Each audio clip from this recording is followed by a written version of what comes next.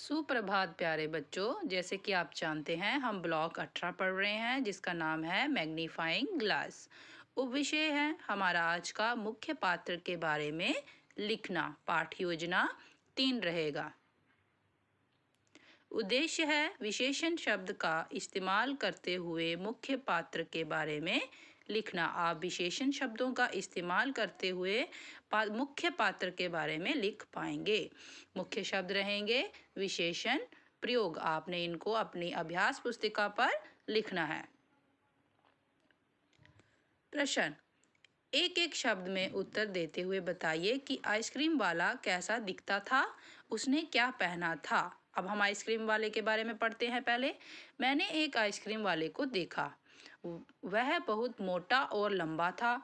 उसने रंग बिरंगी टोपी पहनी थी। आपने अब इन वाक्यों से मुझे बताना है कि एक एक शब्द में बताना है कि जो आइसक्रीम वाला है वो कैसा दिखता है और उसने क्या पहना है। सोचिए जरा। बिल्कुल सही। जो आइसक्रीम वाला है वो मोटा और लंबा दिखता है और उसने रंग बिरंगी टोपी पहनी है। इंदु कैसी लड़की थी? वह कितने साल की थी? उसने किन चीज़ों का शौक था? तो आपने इन प्रश्नों के उत्तर देते हुए इंदु के बारे में वाक्य में लिखें। आपने इन प्रश्नों का उत्तर देते हुए इंदु के बारे में 3 वाक्य का अनुच्छेद लिख पाएंगे। जैसे, इंदु एक समझदार लड़की थी। वह 10 साल की थी। उसे नई नई चीज़ों को जानने की उत्सुकता रहती थी। तो हम मुख्य पात्र के बारे में लिखना, यानी कि हम किन बिंदुओं की सहायता से लिख पाएंगे।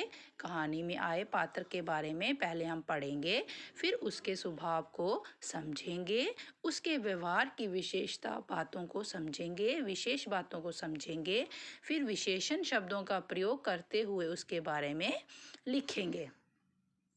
तो इस आपकी कार्यपुस्तिका कार्यपत्र 18 भाग 3 पृष्ठ नंबर 9 पर है। चलिए, जो कि मुख्य पात्र के बारे में लिखने पे संबंधित है। तो आपने इसको पहले अनुच्छेद को पढ़ना है। तो नीचे दी गई कहानी को पढ़कर प्रश्नों के उत्तर दीजिए। तो आपने इस कहानी को पढ़ना है और प्रश्नों के उत्तर देने हैं। जब आप इस कहानी को पढ़ लेंगे तो आप प्रश्नों के उत्तर दे पाएंगे। प्रश्न नंबर 1, ऊपर दी गई कहानी में से किसी एक विशेषता बताने वाले वाक्य को पहचान कर लिखिए। प्रश्न नंबर 2, विशेषण शब्दों का इस्तेमाल करते हुए हिरन के बारे में 2 या 3 वाक्य लिखिए। प्रश्न नंबर 3, हिरन ने बकरी के बच्चे की मदद क्यों की, कारण सहित लिखिए। अब आपकी पाठ योजना 4 पर चलते हैं, जो कि ब्लॉक 18 मैग्नीफाइंग ग्लास पर उपविषय विषय वस्तु के बारे में लिखना। उद्देश्य, विशेषण शब्दों का इस्तेमाल करते हुए विषय वस्तु के बारे में संक्षेप में एक एक अनुच्छेद लिखेंगे।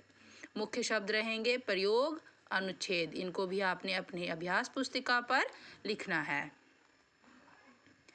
ये कुछ शब्द हैं: किताब, पेंसिल, गेंद, जूते, गाड़ी। आपने इनमें से कुछ शब्द लेना है और इस पर आपने अनुच्छेद लिखना है।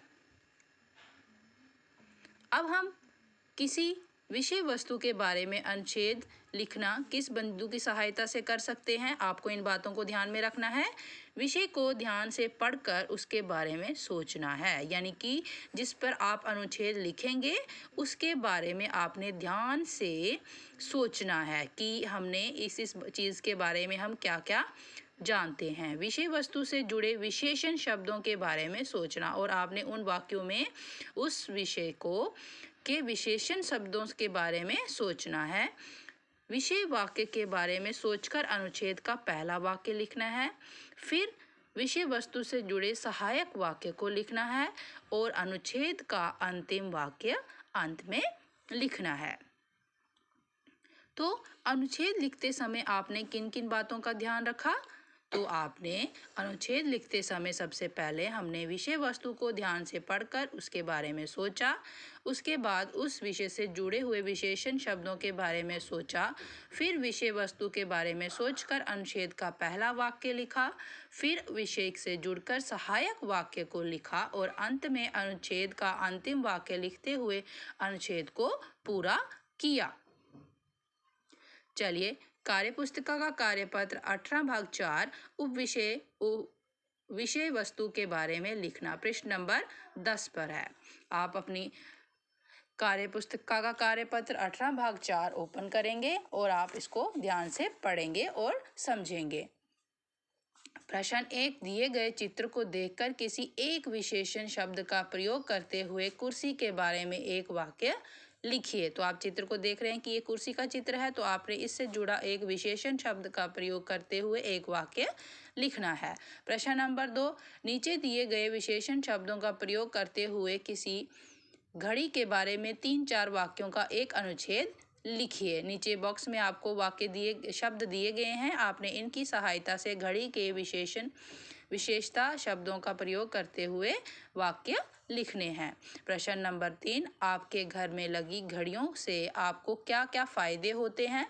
अपने घर के लगी घड़ियों के बारे में बताते हुए 2-3 वाक्य लिखिए।